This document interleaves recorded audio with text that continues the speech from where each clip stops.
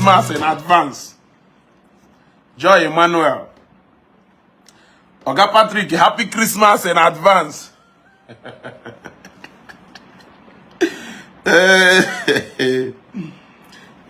Summer Vin, I greet you people. Yeah?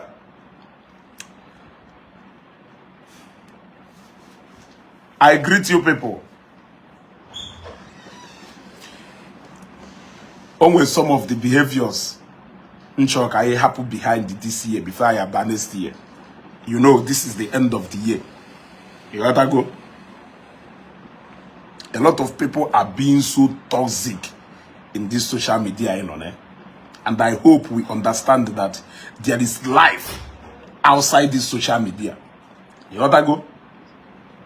Some of the conduct of people exhibiting on social media, it is becoming too alarming. When some of the comments on a go, in fact, I can only imagine what this person is operating like. And when we cannot do no photo, only drop a comment here. When we phone or like, is it normal for a normal human being to drop this kind of comment, especially na a post like this? You gotta go. I was gonna before this is empire make a reference to how toxic I am using on social media. I've already conceived discussing this, and I really conceived discussing this particular thing because of a comment somebody drop na post Igbo Credo. Now, let me show you that post Igbo Credo mail. You gotta go. Can go see go that post now. Igbo Credo mail. Like I will honestly want you to tell me if I understand the fact that no Mwelike a program or wolona ne like her position or you that program take it now that particular matter, then the best way you can react is by going or by a in that particular one. I can even say, okay, not because of now, I don't know how the person actually got that message. But now this one, where somebody will be doing a program, for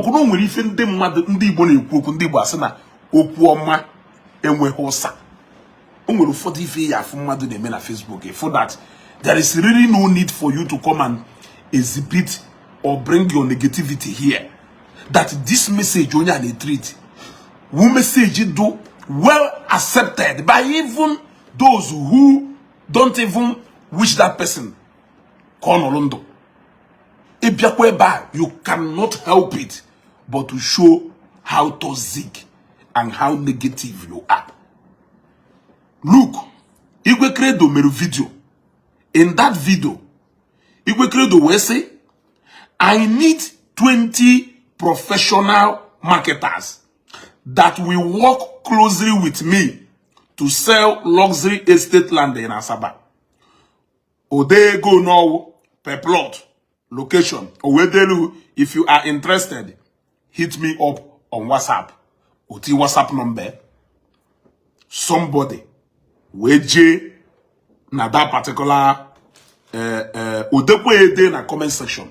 Somebody weje na that particular comment. Yeah?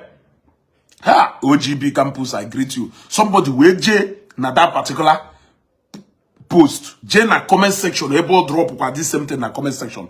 Where there you be fool. Onyala. It took me time to actually connect between comment here, Igbo Credo drop, or if this post to and this comment. See this guy. Sometimes I don't know what you guys smoke. What could bring this kind of comment now? Honestly, we are losing it. We are losing it. Look, let us not start misbehaving because of crash of interest I'm when at this social media. I am saying it. And let us take it serious. We are experiencing too much toxic behaviors among our people. The end may not be good for all of us. I don't know. Only differ go with Igbo credo in one thing or the other, which I may not know. You have the right to your opinion as much as he only writing to his own opinion. Like, what could drag between disagreement in an issue to a place where he is marketing a business or to sign into? Okay, you did not go there, Kegwe. I don't believe in if you or if you went there, a boy, a goy. And this is what we are seeing mostly now on Facebook. This is what we are seeing mostly now on Facebook. There is too much hate. What are this one? Show this one. Show you. You gotta go. Eh? There is too much hate among our people. Okay. What about this one?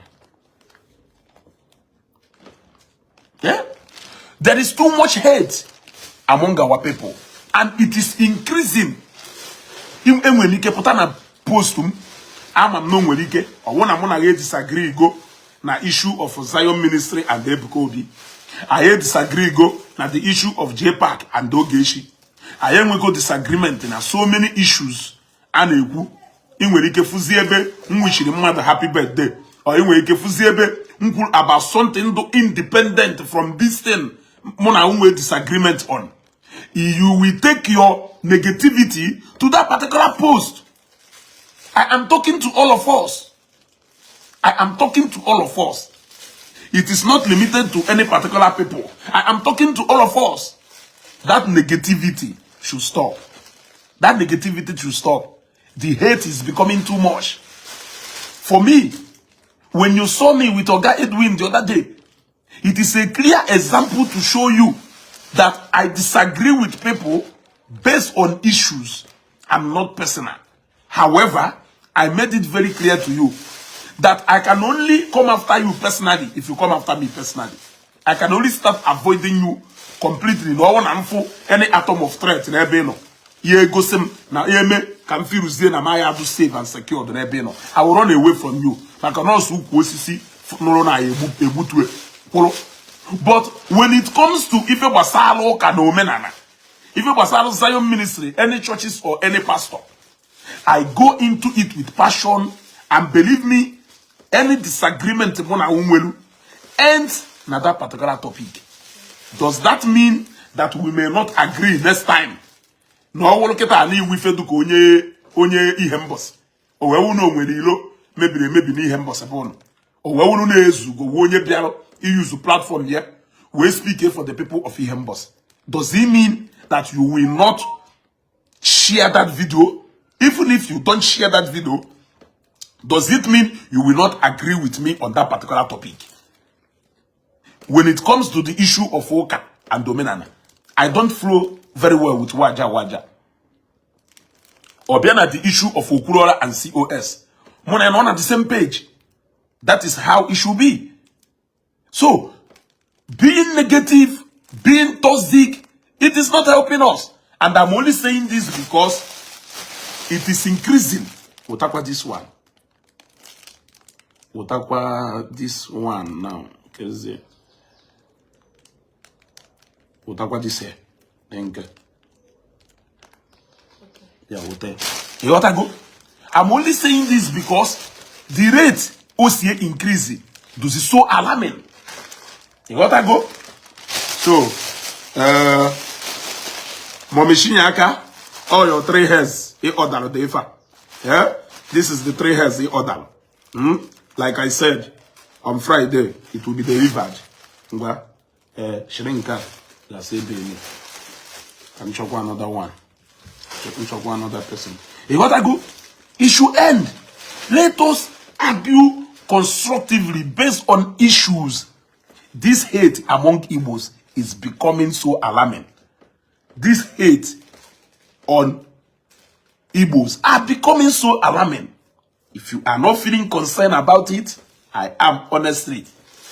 People are beginning to take disagreement on issues to personal level, to the point that you may even be saying, I wish this person long life and prosperity. It is a good prayer. You can pray for anybody.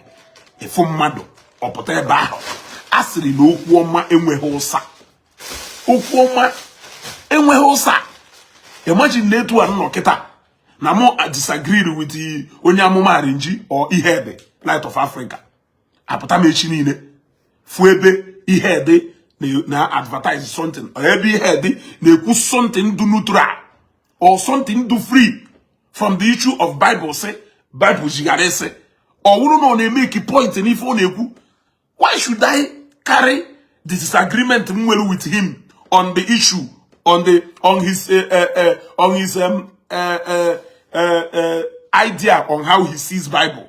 Why will I carry that disagreement to that level? I cannot. For God's sake, I may not be interested in every other thing on him, except to draw my attention in another bad way. But that I speak of him with regard to his criticism, neighbor Bible does not take it to personal hatred. Yes, it is not personal. I just don't agree with him on that particular issue. And it should end there. That does not mean that we cannot agree on another thing. Are you telling me that na neshinine kita apota mechinine we febe ihe de wire camera we na-ekwu hey no nwanyi nda Anambra State we ezigbo nwanyi onye kwado inu nwanyi nya bia no nwanyi na Anambra State no nwanyi Anambra especially nwanyi Nnewi no nwanyi Nnewi na make a good wife or blah blah blah blah blah or no nwoke Nnewi na make a good husband. Do you think I should honestly disagree with him because I don't agree with him na issue basalo Bible and Christianity? Have you seen why I said our disagreement should be based on issues? It should not go personal. We are losing it as Igbos. We better wash it. We better wash it. Otherwise, I fear for tomorrow. I don't know if you are seeing the negativity. How people are exhibiting so much of bitterness on Facebook because of a matter that has nothing to do with my family directly or your family directly. Some of you has gone to the level of issuing personal threat. Now people, because of the opinion I hold about something, some of you has taken the hatred to even people we associate with simply because you don't agree with me. If you see me tomorrow with another person, you should be worried. If you see me tomorrow with another person, you hate that person. If you see me tomorrow that I'm in good book with Onya, you will hate that person. So what of echini ine? Oruzie na Onya ahu elder brother na gwa sinsi na enyeri aka na help ya meri ife owo. No gwara unu no Onya ahu ye visit this Christmas. Une we kwado cha no na choko unu welcome this August visitor. Owe ulezu go drive in n'ime bon. Are you going to chase me away? Knowing fully well that outside disagreement na issue of work and omenana. No papa mu wonye with your elder brother with today. Are you going to chase me away? Is that what you are going to do? The answer is no. When I met with Ogedwin, we still go on that disagreement on issues. We were talking about it. We were shouting while defending what we believe is the best for us individually. But believe me, it is still based on those issues we discussed. And I think that is how Igbos should reduce it to be. I think so. I think that is how. Are you telling me honestly? Are you telling me honestly that Nangonga feel na because na mo gwalawo because of my strong stand, neighbor Zion no, and you don't like Zion, you hate Zion. My stand, neighbor COS no, and they quere Chokomilo ha, quere Kereshi ha. My strong stand, neighbor Kano, and they quere Indomenana, Puzezioku. O we uno mwe kose ngo, ya nudi na this December or na this Christmas welu ụbọchị ya iwe kwado wee jewe na your maternal side ebe nwa nwanne your mom na anudi o welu oge ndị ọgọ ya abịa o wee wụrụ mmụọ ga ahụ bịara ịnụ cousin mo. Are you going to tell them no, Ezugo cannot marry my cousin because of stand there n'ebe Ebuka Obi no, or because of stand there n'ebe Ndoka? I am asking you because it seems like the level we are going on Facebook now, it seems like no nyawo ebe anyị na-aga. Baby sure kilo another person sure isi ahụ oge golo choice ya oge golo kama na ọdụkwụkwọ na Facebook nka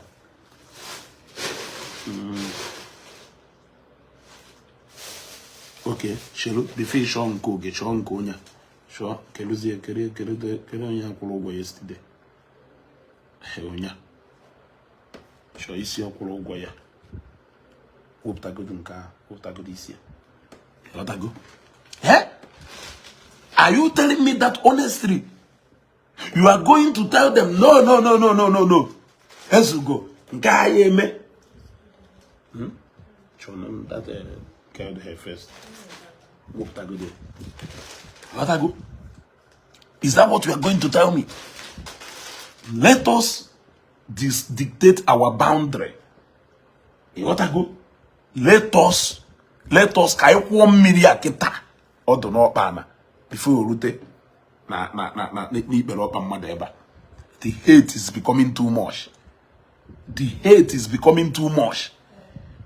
Imagine, because of ife mụ na unu ekwu gbasara ụka na omenala, onu nugu ịda akọ ma kọtị ndube mmadụ ọnụ ime video ebe m na-ekwu ya ịghalụ issues m na-ekwu ịkọba kọtị ndube m ọnụ ịghọtago eme video ay baby kono melisi eba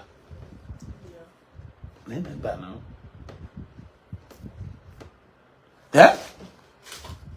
Igbo land with many innocent is running high. Ịghọtago e hapụzie issues anyị na-ekwu ịkọba kọtị n'ọnụ ịkọba moto ọnụ ịkọwa ụlọ ọnụ ịkọba akwa ọnụ. So when we even go to the extent of telling you no ofu akwa ka ị na-eyi sinsi ọbagoni ịkọ personal ọnụ. I thought we are talking about ụka and omenala. I thought we are talking about Matthias and Onyenwanu. I thought we are talking about Ebuka Obi Zion Ministry.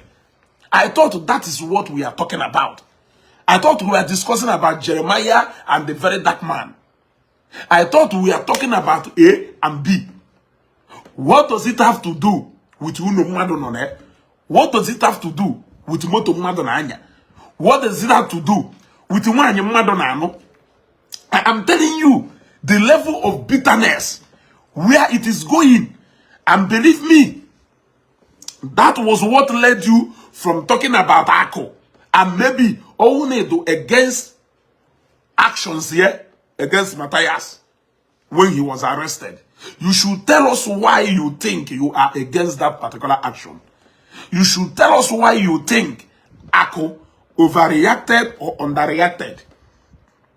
Rather than going to zero bitters, rather than taking that bitterness to the point of going to zero bitters business on a meme. You even started insulting him as a person. Some people started calling him Nwabakaliki. Forgetting that na no Nde Abakaliki Ibe do against him. Nde Ebonyi State to go against him. You resorted to all manner of things just to make sure that na that bitterness na ni ruteni nebono. By all means, yeah. One Bife TV, I greet you. Forgetting that now your disagreement with Ako is not on a personal level. You don't know him beyond social media. You don't know him off social media. Tomorrow, what if you walk in for an interview in an establishment? Or when at that office, if at Arabia may interview, no only ya conduct to interview when you on social media. What are you going to do? What if no guy recommend go ahead when you that contract in a shop? What if no onye kparịrị na social media?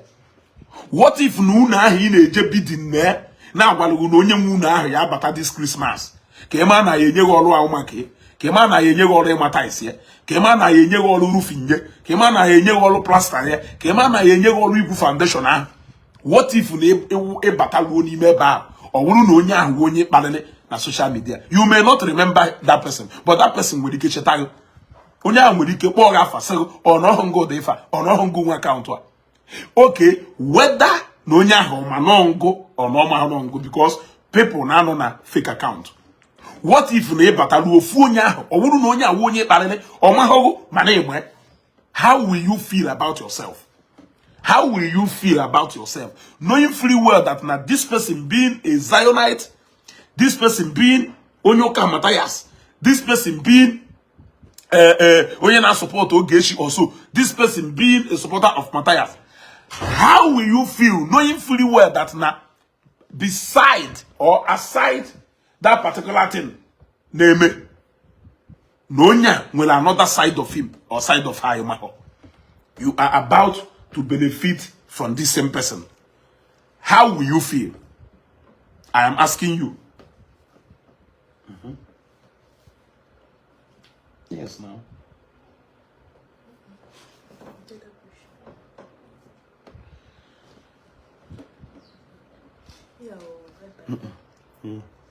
You see?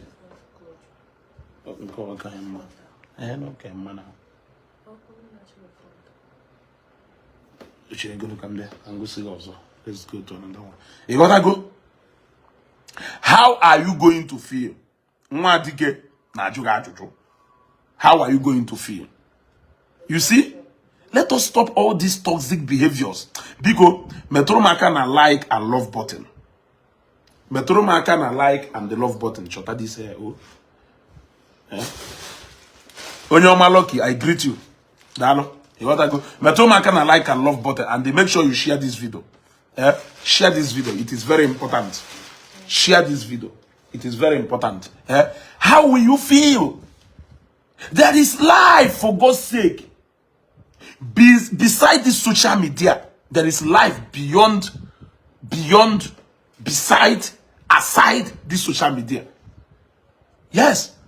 Let us disagree on issues. Let everything we do on social media here be issue-based. Yes. Let it be issue-based. Let it be issue-based. We should stop all this personal attack. Yes. Feel free to express yourself while you are disagreeing with me. In fact, Kwechili, Kwechili. But all this name calling, all this personal attack, all this insult, all this, it is becoming too much among the Igbos. You will even at the end of the day, Shopota, no for any men that we steady na drag. Now at the end of the day, no nya want na no nya won negotiate. Na mo no mo na or no mo na mo na or na your mom nwere ko si we do related to onya or no onya nwere ko woro ndogo. You will later find out. Yes. You will find out. David to yeah, David to can go another hair. John Goge. Okay, me see I will go over. Chogo this year will pay. You want to go? Yeah? You will later find out. What are you going to do about it? The hatred is becoming too much. Bikono, let us disagree with people based on issues. Let us stop going personal. The hatred is becoming too much. You are not seeing it, but I am seeing it. This issue of a condemnation, a colonial personal for holding their opinion. People for holding their own personal opinion. You gotta go? For holding their own personal opinion. If you be best, or what the area. You are talking about personal attack, but you always do that. You always do that. Even if I reciprocate on people who launch shit first to me, I am telling you now, let it end. You are not even supposed to say anything. If truly that name and if I'm you are not supposed to say anything. You are supposed to share the message. Whether na man me or na man me. The fact is that I am preaching that message now. So why can't you embrace that message if you are truly a peaceful somebody? Why can't you embrace that message? Why can't you embrace that message? Let me use myself an example. A lot of people who claim to have hated me today did not hate me because I did anything personal to them. They hated me, number one, because I am associated with Zion. They hated me, number two, because I talk about Christianity. They hated me, number three, because of my relationship with one or two people on Facebook. The hate even become much because of my relationship with Oge. Now I am asking you, do you really know me personally? Do you really know Ezugo personally? Like, beside my association, beside my affiliation here on Facebook, beside my affiliation here on Facebook, okay, Zubi Best, you may not like the way I act sometimes because you see me as a major threat to the way some of you are acting. In a form as somebody not in between the line, bridging the gaps between most of the actions you support on Facebook. Yes. Actions and reactions. Reactions and actions. I am now telling you the right thing to do. Why will you say you don't like some of my behaviors? Most times. Can you give me example of, okay, my brother, I think this should be the best time for me to actually interact with you. Zubi Best. Can you drop like 2 things or 2 ways I have acted on Facebook here that you don't like? Can you tell me 2? I am giving you that opportunity to tell me 2 of the ways I have acted on Facebook here that you don't like. I will not say anything. I will continue saying other things until you finish typing. I want you to tell me 1 or 2. Let me know whether not that 1 or 2 things here, nor though disassociated from the fact that I am associated with Zion. I identify myself with Zion. I have chosen to be the Christian that I have chosen to remain a Christian that into. I was born into Christianity. It has never disappointed me. I don't have any regret for it. Why should I be complaining with you? Tell me. I don't have any regret whatsoever. It has never disappointed me. It has never let me down. It has never given me any room for regret. Why should I share the same opinion with you? So, I want to see where it is disconnected with this particular thing. I want to see. So, tell me 1 thing na this Facebook like you. What I don't like is don't side for anyone. Always stand on peace. Okay, you see, don't side on anyone. Always stand on peace.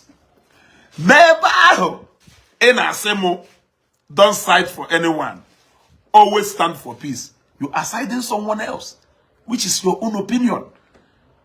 You see, inside the mado, I don't think in all na side onye na side. You gotta go. What of all na side onye na side? Will you have problem with that? Yeah? It is my own personal opinion.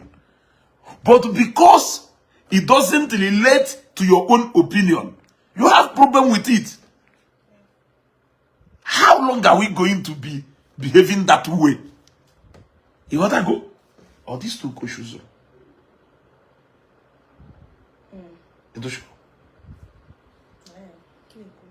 Eh?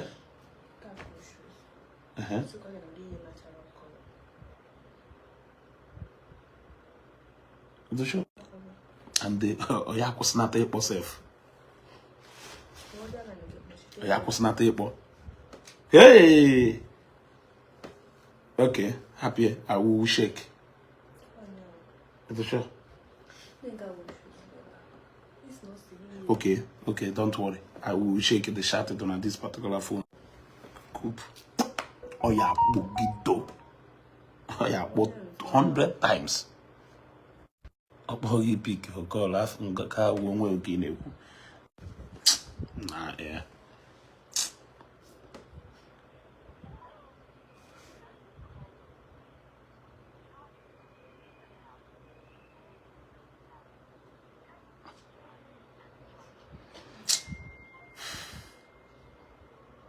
Water phone, gasi kedo. Born this number,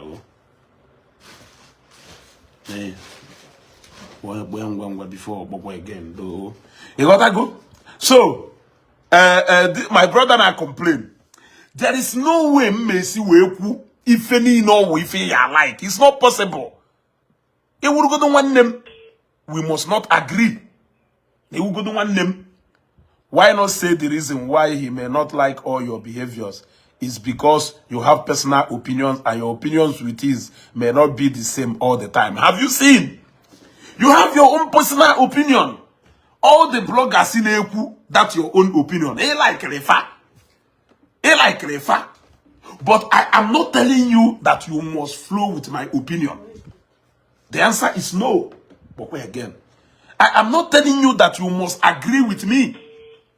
What I am telling you is, let us talk about, let us be issue-based when we are disagreeing with each other. And let us take it away from personal attack. All you do, a lot of people difficulty understand the thing. For example, a believer na omena na Christianity, who believe that you should go the way of Matthias. You want to go? Good for you. Why can't you point out at so many and numerous reasons why we should abandon my way and do it your way? So that I can show you numerous reasons why you should abandon your way. And let's do it my way. That way, my own personality doesn't come in. And your own personality doesn't come into it. There will be no personal attack, and there will be nothing personal about it. Try go to babe, I have to say, come finish. You want to go? That is what I am talking about. We must not always agree. Nevertheless, let us forget about personality of each person. The hate is becoming too much. I'm telling you, Christmas, a lot of people on Facebook, you will find them in your family houses or will need to relate to them. I ask you, what are you going to do? In a corner with Onye Maho. One day you will find out that behind that fake account where your boss in the office, you will find out that Emeka Chukwanya gonna call on. Non ya fiancé ni woman, fiancé one woman. Now you about transfer ni na he use. You find out one day. Yeah? I don't know how you are going to feel when you finally find out of if and negu. Imokona mmadu kelili. Imokona etu aka mmadu siwe kelili. Yeah? Imokona etu aka mmadu yesike kelili. Hardly ke ya fu somebody ama onye mayo. Or somebody enweghị ka o si wee kei unless no na akọwa bụ. The moment mo na obido ịkọwa, ngwa na mu onye Nnewi, ngwa na mu onye Uruagụ. Iya ajụrụle m, ema Bendebe Okonkwo, nse yes. Ema Daniel Okonkwo, nse yes. Iya asịrị m, ha Daniel Okonkwo. No na ha biko na eme na Enugu. Ha dili ka oye ekoyi. Ona wo go na nwanne nwoke. Nwezie disagreement or differences n'ife gbasara something. Go na ye etekizie to personal. Una no wazie the thing or carryzie differences ya hunu nwelu. That we don't agree on A. Who says we can't agree on B? Oshena, but I'm telling you the truth now. That we don't agree on A. Who says we can't agree on B? So, when I looked at that comment somebody dropped on a page Igbo Credo, what I concluded, no, they disagree with Igbo Credo on so many issues. And because of that, Onya Ogi Igbo Credo ase. We ochachi Igbo Credo ase. Gonna ye make anything personal. Ngobo business gonna make up personal yoga. Gonna ya nu buhogo. Ngobo ife sell gonna yoku. Now the difference no we position or maintain on Facebook or no when somebody or associate you with that you don't like. It is now a reason for you to constantly talk down on every single post. Even the one that should ordinarily benefit you. Because ever on a day, no need the 20 people who can market land. No one is shallow. Join, go inbox for you. That is more like trying to empower 20 people to come and find a means of their survival. But we are here talking about creating jobs for people. We are talking about creating employment for people. Ije na page, ebe somebody na acho, he get 20 of our people into being productive. Ije ba gola yi. Like, I did not see any relationship between that comment and the post itself. And sometimes when I see it on my page, I laugh. And when we can about something, and when we can about a particular something, I want to pass it through and know. And for somebody at the flow with me because of Zion, or because of Zion, or because of Ogechi, or because of anything, or Biaba say no go on a Facebook, every day, like you will ask yourself. So because now this person disagree with you, because you agree with Matthias and disagree with me on a particular issue, this is just a particular area of my engagement, Emma. Because you disagree with me at that level, it means that every other thing I say, you don't agree with it. Or we go to na ebu mmadu, not na ebe isi mmadu, na opi weka. Mpota na Facebook na asinde mmadu. Biko no, shakwa na opi weka o, na ebe isi mmadu. Eti ko ni isi eba na ebe isi mmadu. Kami ya chogodu ki iwolu message aho. To sawe o eto sane na Facebook ko gare wo ni share na videos go. Mana owande nke uno no opi weka. Ebe na comment section eba if say ya no this guy wonyala. Why not this guy and they make noise every day? You will be on Facebook making noise every day. You'll be shouting every day. Go and look for something to do. When I look at that comment, I will try to look for the relationship between that comment and what I have posted. I will not see anything. You got to go? I will not see anything. Some of them will even go to the extent of your market, here your product. They will tell you, go and call the Zion to come and buy. If you market 0 bitters, go to Zion and sell it. Is that how this bitterness has gotten deeper into something that has nothing personal to do with you? Okay. I stand with either joker. I am 100% a Christian. I cannot compromise on that. I'm going to decide there. No, if Matthias is a support. Can you tell me how that belief in Welu, what effect will it have on my immediate family? What effect will the one I have on your immediate family?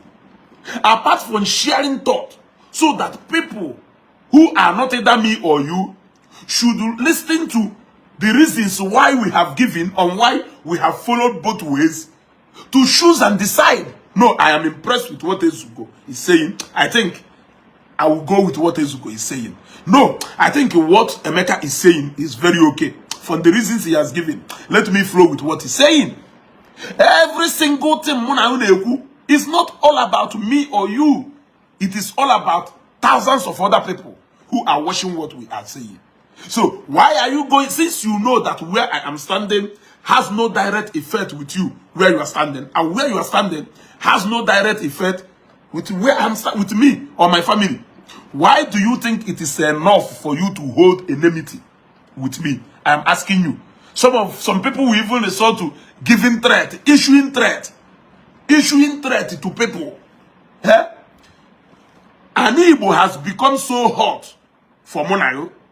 We are also making the social media space so hot for Monayo.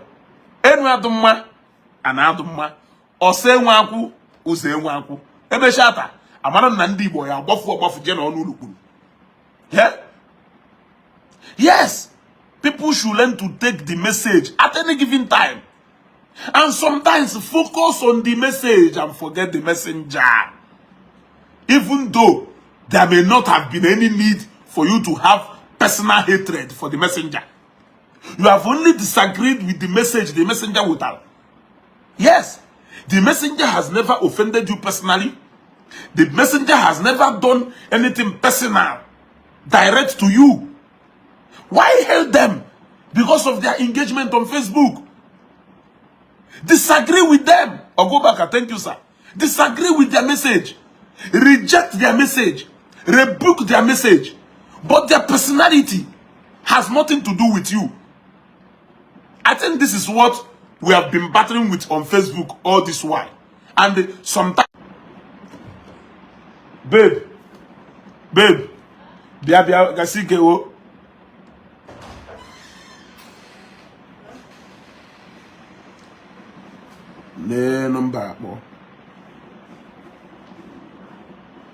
You see,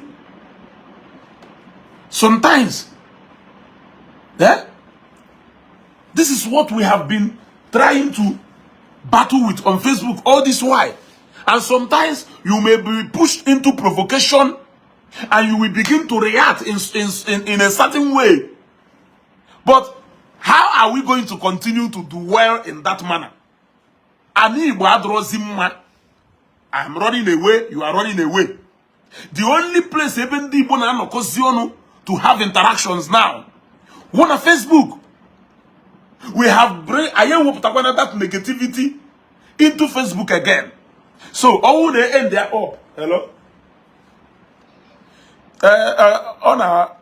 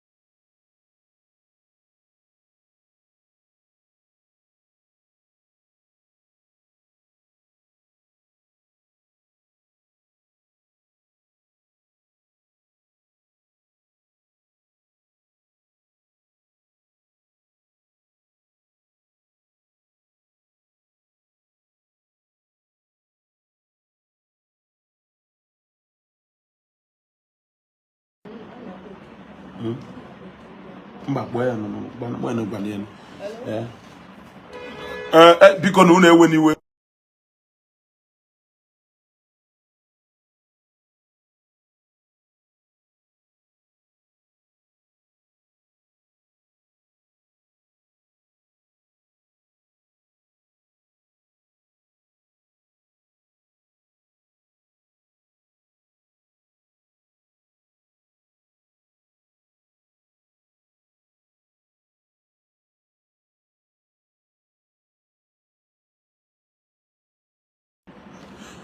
Unu ewe niwe biko na mmadụ na-abịa na nke m.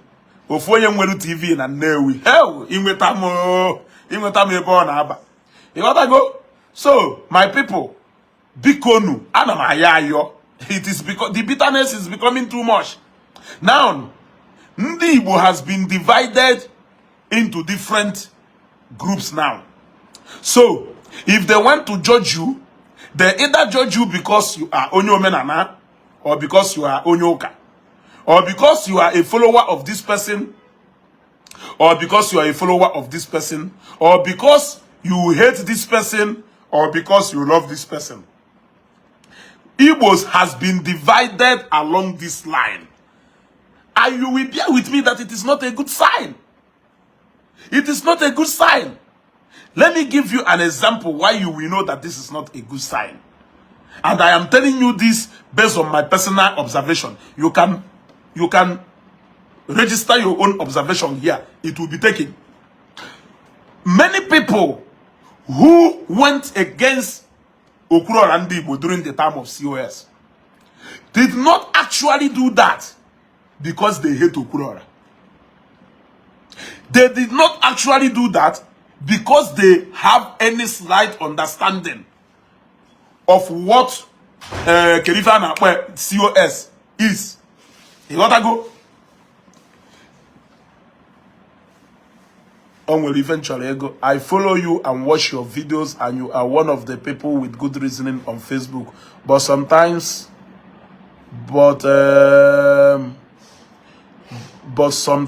I don't have to agree with some of your views. One advice I will give you is for you to monetize your content, because your good knowledge and analytical ability, if you monetize your content, it will help you to have more unbiased views, because you will need favor from anyone to keep it rolling, because it takes money and time to create content on Facebook. Fuel, data, and time is not easy. Anyway, my brother, Arsenal FC update. I will tell you something again for free. And that thing I'm telling you for free, I have been saying it all the time. Talking about, I don't need anybody to pay me. I am repeating it and I'm saying it again. Everything I hold on Facebook here is my personal view and opinion. And nobody pays me for anything. Yes. Anything I hold on Facebook here is my personal opinion. And nobody pays me for that. Yes. If you say that people are paying me, I am not the only page that has reached monetization but has not monetized.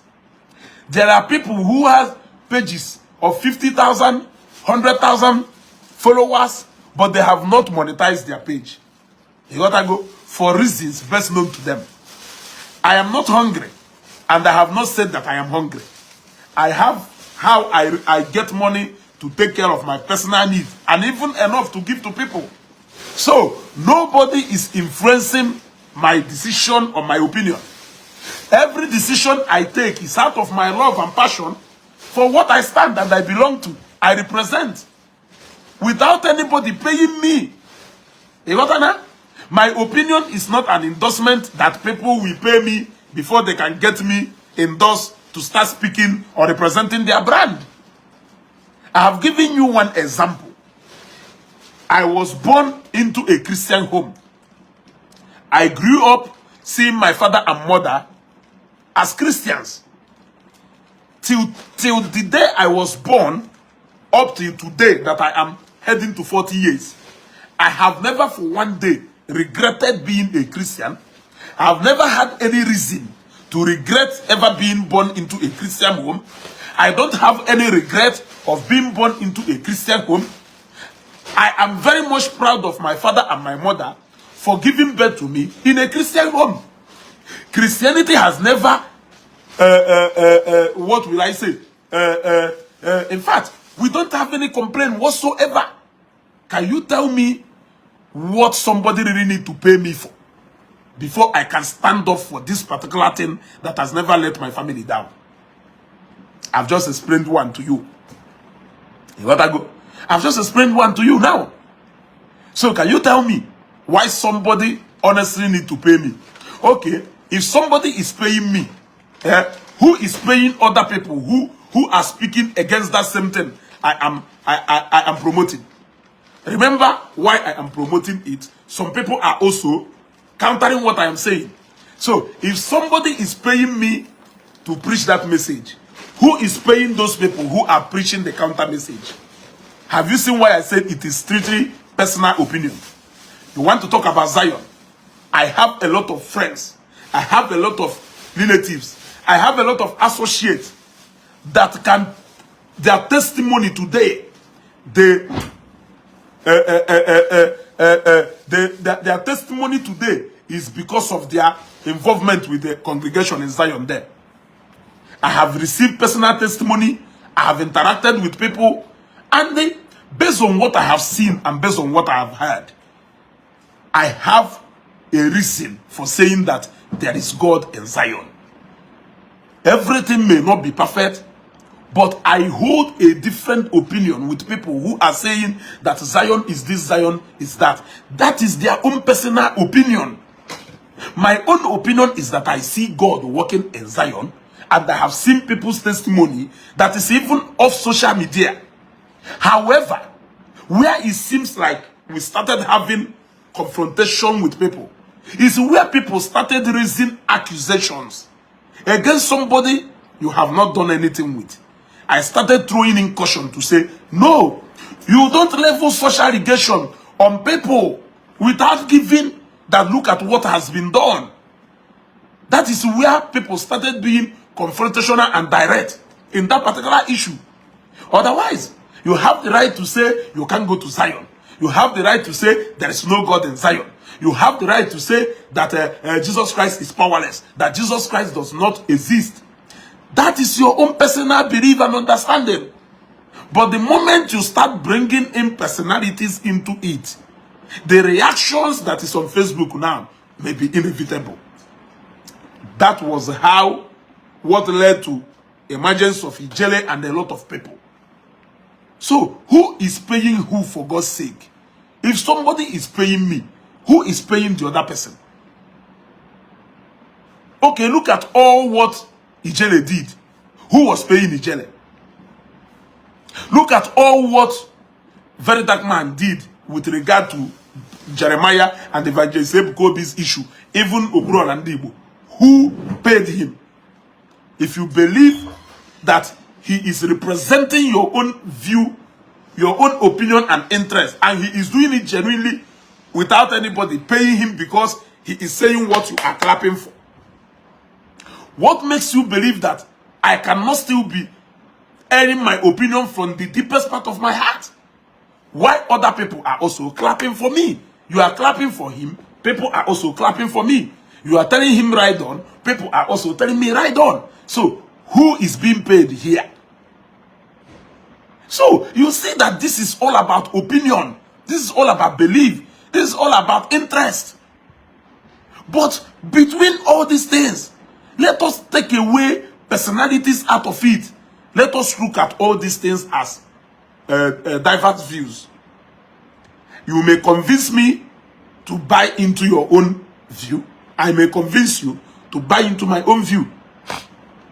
The personality of both of us or anybody should be taken away from it. Except now, if somebody may directly, and we have seen that that person may make this thing directly, then we should speak to that person and talk to that person for what he's doing. If there are people who should tell us that this person is not doing this, they should also say it so that we will know. You see, this is where we started falling apart. You would say because of Nana say na Akosayo no power, Akosayo no dogu, you would hate him. Go na Akosayo no Nazana. Go na Akosayo. Ono na aka azana. Mu agbaho ga kpona Zion asị in as much as from ifo merigi yeji we kpoyas. From ifo merigi yeji we kpoyas. You may not like the actions he took, but that may not bring hatred upon him.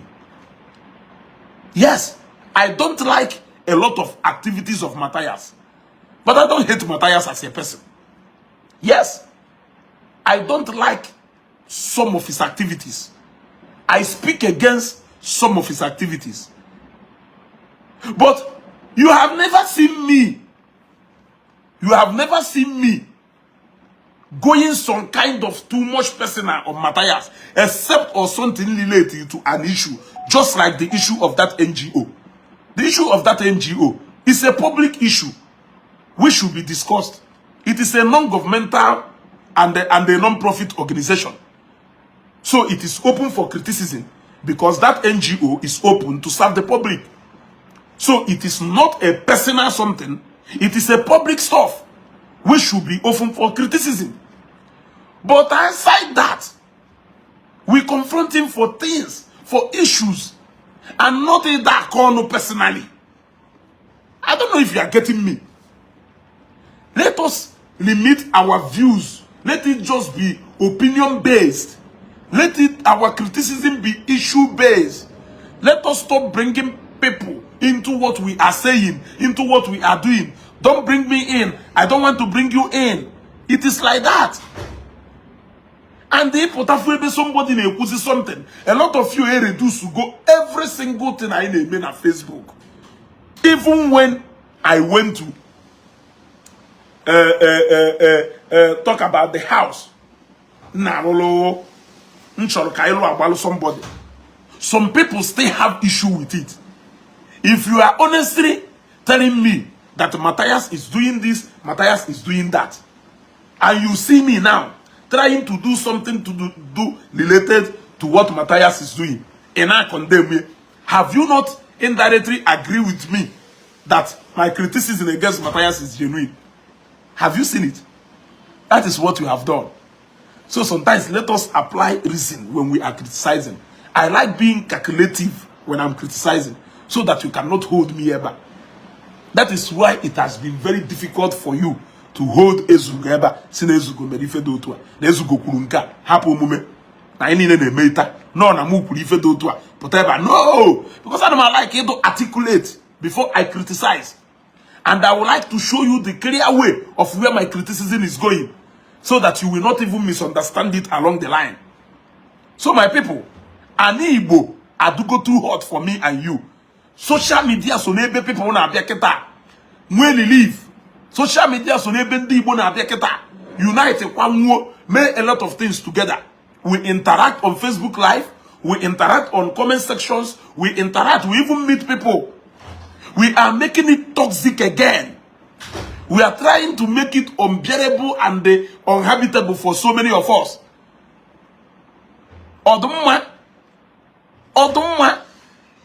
Ebigbe create don ashi recruit to 20 people. Yabia may advert. Where go when they do advert, they have money. When they do their work as realtors, they make money. They make bonus. They will become productive for their family. Even if you don't agree with him on everything on Igbo, will you honestly disagree with him on that? I'm asking you. Even if you don't agree with him, will you honestly disagree with him on that issue? So, I am speaking to all of us. An Igbo na-eloko. Facebook we buy the interaction. Let us make it safe. Let it be safe for all of us. We are making it so toxic, creating a lot of enemies, online enemies, taking it even to physical and you see, my alliance with somebody has nothing to do with you. As a matter of fact, you cannot tell me who to be friends with or who not to be friends with. That is one thing you cannot do. Even your sister or your brother, it is difficult for them to dictate who can be your friends, not to talk of somebody who is not related to you in any way. You got that? So you start threatening me because I have a relationship with somebody that did this, that did that to you. It doesn't make sense. We are making this social media so toxic. We are making it so toxic. And people are beginning to take it personal. People are beginning to take it personal. A lot of people do bitter about people. Now, you are threatening somebody for believing in something that has no direct effect on you. I don't understand. Like, I'm failing to understand. You want to shut me down so that you can be speaking. I want to shut you down so that I can be speaking. I want you to hear me out as much as you want me to hear you out. You know, 50-50. Onye achoka na anu ife ọ na-ekwu. Onye achoka na anu ife ọ na-ekwu. Onye achọrọ short onye down. Onye achọrọ short onye down. Why can't we listen to each other and draw our conclusion? I'm asking you. Why can't we listen to each other and draw our conclusions? I am releasing all this message at this end of the year so that we can count what we have done throughout this year before we cross over to next year. Yes, I don't think that my stand this year, I am not talking about my actions. I am not talking about my actions on Facebook. I'm not talking about my behaviors on Facebook. But I am talking about my stand on Facebook, because everybody, mwezu go na Facebook, you know what I stand for. You know what I represent. Disregard my actions or reactions. That is what I am talking about here. When I am talking about actions and reactions, I am talking about how all of us has acted and how all of us has reacted. Different from what we believe in, on why we took those actions or why we reacted those ways. My actions, my stand on Facebook this year, in regard to whatever thing I have stood for this year, I have no single regret for any. So if you too have no single regret for any, now your side, why should my personality be of a problem to you? And why should your personality be of a problem to me? We have all stood for what we believe in. However, the problem lies where you talk about something, but you know this is not what you believe in. You talk about something, but you know you are misleading people. You talk about something, you know there is a benefit you are looking for. That is left for you and your conscience to battle, not me to judge you over that. You mislead people, then you make a U-turn. That one is left for you. But I am telling you that my stand, whatever I have stood for, from January this year to today on Facebook, I had my thinking critically about that before I came out, and I have no single regret for any of them. If the same is your fate this year, kudos to you.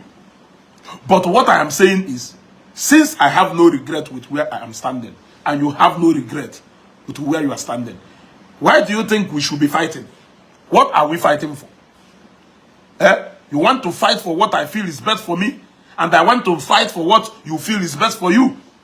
We should, however, share our thought and opinion so that other people will make their own decisions. Those who are still biased, those who are still confused on where to stand, they should listen to us speak so that they can be able to draw a conclusion on which way to follow. That is what engagement on Facebook is all about.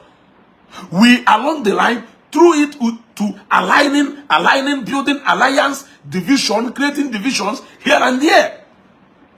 Creating divisions here and there. Recruiting people. Recruiting people. A way to judgment on Facebook. I was saying that before I was interrupted. Inspiration. I was saying that I realized that majority of people who stood against Okurora during the time of COS issue did not actually understand what COS is all about. Some of them, up till today, they don't even know what happened in that WhatsApp group. They don't know what happened. However, their point of anger, where Okwuluora is the fact that they are speaking against miracles and a mega church. They are speaking against the powerful nature of Christ I portray. They are speaking against the powerless nature of Christianity and the God we worship. At that particular time where they are telling us that there is nothing like prophecy and there is nothing like miracle, a prophecy came upon Okwuluora and Igbo. Okwuluora and Igbo acknowledged that prophecy and confirmed that prophecy to be true and confirmed the miracle part of it. It became their point of anger. Yes. Now, that is why you will hear some of them saying, Negaho, Ebulo Okwuluora na amuma, wonya we go COS ya, nefuefu. You see, that is the point. For the name understanding. They don't have any single idea of what transpired in UK, but what they know is that Okwuluora has broken. That is why Okwuluora jiwe be near na Germany ko a man be near noche to caution Okwuluora about his affiliation, about his association, about his belief. A man did it in Germany. Somebody be in Germany. We see Okwuluora nanki ire me ni metata he na suppose he dey me fa go na nda. You see, it became the problem. Now, when the issue of COS came up, some of them decided to take a pound of flesh on Okwuluora, not because of COS whatever. It is exactly what I am preaching against here. Because when you understand that the Christian belief and life of Okwuluora, the faith Okwuluora believe in, the spiritual part of life of Okwuluora has nothing absolutely to do with the COS issue. Then you will confront that COS issue critically with facts. Yes, you may not also agree with him on that COS, but the way you come out, we could see that you are speaking from a neutral point of view. You have judged him differently na issue concerning the spiritual part of Christianity and whatever. You are going into that COS issue on another slate. But what we do is joining Ife Basalo Kanomenana into every issue that comes up against somebody. So that person may not get any justice as far as belong to the wrong side. Now we belong. You see, that is why sometimes I say because I understand critically. That is why in Juwe okay, this is Empire Kuloku. I thought this is my sister. No. Somebody do kuchen negwatu. And many others that I know. There are so many others that I know who went into COS issue. Do you think I did not understand or them that there are people who are in that COS genuinely? But it's just that the way they are coming out from, it is out of emotion. If I wukone ego mad, ema ndeba ya na emeka ano ha na ego madu si eba wefu. Hey, because ego with nobody can even play with you with ego. You got to go. You dare not play with an Igbo man. If you want to raise emotion, mention money. You got to go. My dad is saying for soko go cow kamawa. No no ha na ego. O man o ka na na kasi ike ko na ha kasi ike. You got to go. So ego a lot of them, the moment they mention ego, their emotion and anger is on the pains of these people. What the people may be passing through came to the center of their mind, so they started reacting. But all those reactions and emotion does not represent or translate to the fact that an innocent man will be made to pay for that. And that is what we are trying to tell people. We are not saying that we are claiming ignorance of the pains people who go have flu are passing through. But nevertheless, you cannot go to the court and cry in one day without giving court any evidence. Court are pass your judgment just to dry your tears. It doesn't happen that way. And that is what I keep trying to tell people. We should start coming out of that emotion. That is why we have failed to solve any issue. Because we will dwell on emotion, it will take us away from the reality, not on the ground. So, a lot of people went into COS using their emotion. Are you getting me? And if you are using your emotion, you will fail to understand the interest of other people you are collaborating with. Because you see them now collaborating with people who are under individual vengeance, who are on that mission for individual payback. But if you are acting under emotion, you will not know. You will think that gonna those people na show fuano iyama nanda na ano ha na show dishe na anu ngwa na show dishe. So you could have identified yourself with the solution. Because an innocent man may not be subjected into ridicule. An innocent man must not be subjected into blackmail.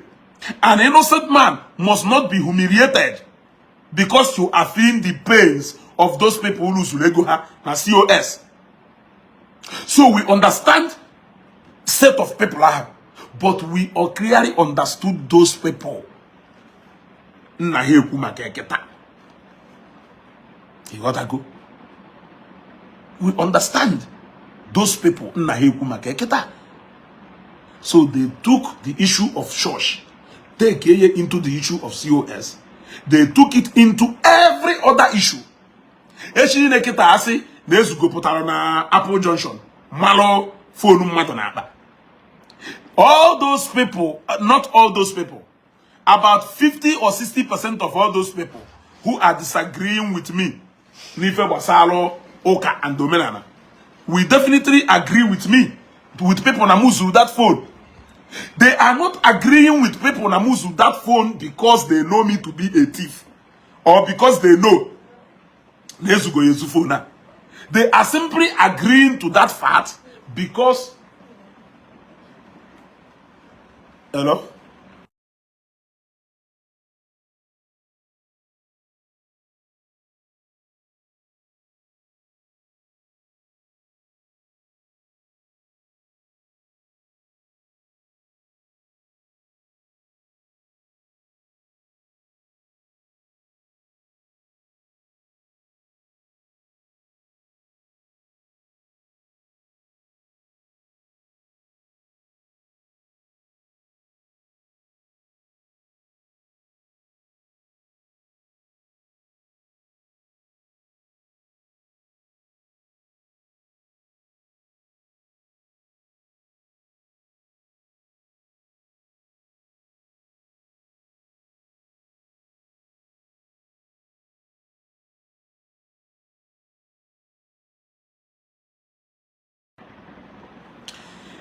You gotta go.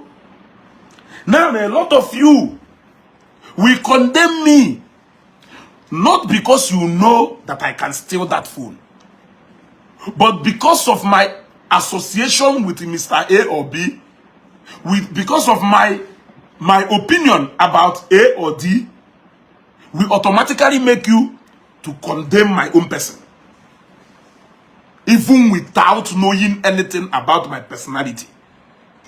A lot of people you see on Facebook are actually nice. The only difference is that they disagreed with you on an opinion, which is not a crime. If you cannot convince them, you leave them until the day experience will teach them better. That same experience, Melu, Ijiwe, Sinoka, Jewo Menana. That same experience, Melonio Menana, Otono from Menana, Jewoka. Are you not aware? So, when you talk to people, allow them so that experience will teach them better. It is not enough for you to pick fight with them. Yes, it is not enough for you to pick fight with them. So I think I will be ending this broadcast, but I'm coming back to this topic. I have a visitor, and I need to give that person direction. Eh?